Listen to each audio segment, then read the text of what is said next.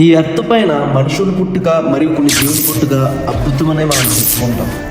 అక్క, మన అమ్మమ్మ వాళ్ళ ఊళ్ళో మన అమ్మకి సంబంధించి ఏదైనా గుడివి ఏమైనా మొక్కులు ఉన్నాయా? ఉందిరా,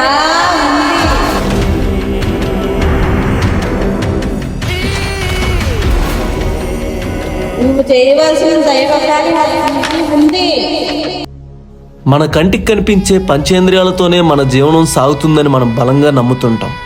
కానీ మన కంటికి తెలియని మరో సెన్స్ మనకు ఉంటుంది, అదే సిక్స్త్ సెన్స్.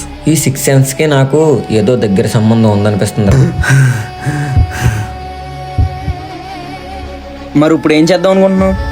ఇందులో ఒక మ్యాప్ ఉంది. ఈ మ్యాప్ ఆధారంగా ఆ ఊరెళ్ళి అక్కడ ఏం జరిగిందో తెలుసుకుందాం.